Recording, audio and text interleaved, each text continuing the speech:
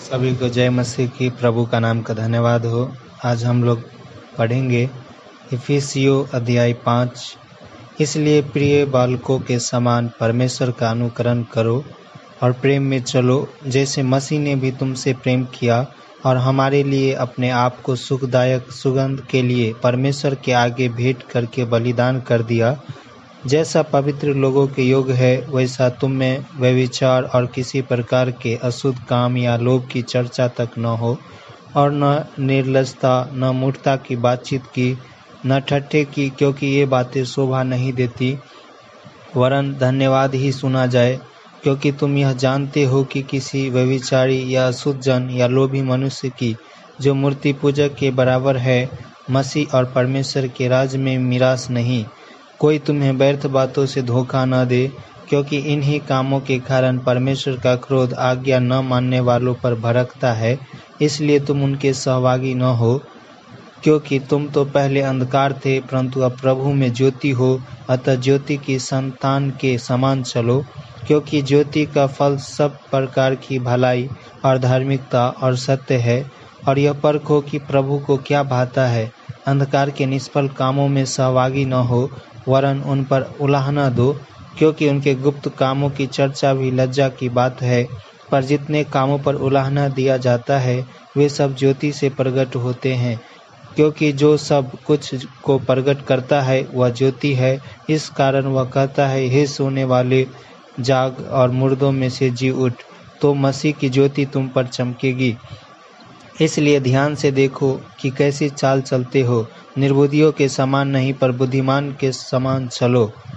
अवसर को बहुमूल्य समझो, क्योंकि दिन बुरे हैं। इस कारण निर्बुद्धि न हो, पर ध्यान से समझो कि प्रभु की इच्छा क्या है।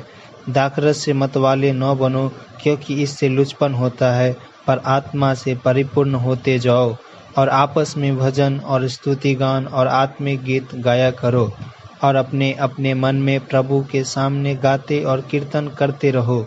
और सदा सब बातों के लिए हमारे प्रभु यीशु मसीह के नाम से परमेश्वर पिता का धन्यवाद करते रहो। मसीह के भय से एक दूसरे के अधीन रहो। हे पत्नियों, अपने अपने पति के ऐसे अधीन रहो जैसे प्रभु के, क्योंकि पति पत्नी का सिर है, जैसे कि मसीह कलीसिया का सिर है और स्वयं ही देह का उद्धार करता है। पर जैसे कलीसिया मसीह के अधीन है, वैसे ही पत्नियां भी हर बात में अपने अपने पति के अधीन रहे। हे पतियों, अपने अपनी पत्नी से प्रेम रखो, जैसा मसीह ने भी कलीसिया से प्रेम करके अपने आप को उसके लिए दे दिया, कि उसको वचन के द्वारा जल के स्नान से शुद्ध करके पवित्र बनाए, और उसे एक ऐसे तेजस्वी कलीसिया बनाकर अपने पास खड़ी करे, जिसमें न कलंक, न झुर्री, न कोई और ऐसी वस्तु हो, वरन पवित्र और निर्दोष हो। इसी प्रकार उचित है कि पति अपनी अपनी पत्नी से अपनी देह के समान प्रेम रखे। जो अपनी पत्नी से प्रेम रखता है, वह अपने आप से प्रेम रखता है, क्योंकि किसी ने कभी अपने शरीर से बैर नहीं रखा, वरन उसका पालन पोषण करता है, जैसा मसीह भी कलीसिया के साथ करता है, इसलिए कि हम उसकी देह के अंग है। इस कारण मनुष्य अपने माता पिता को छोड़कर अपनी पत्नी से मिला रहेगा, और वे दोनों एक तन होंगे। यह भेद तो बड़ा है, पर मैं यहाँ मसीह और कलीसिया के विषय में कहता हूँ।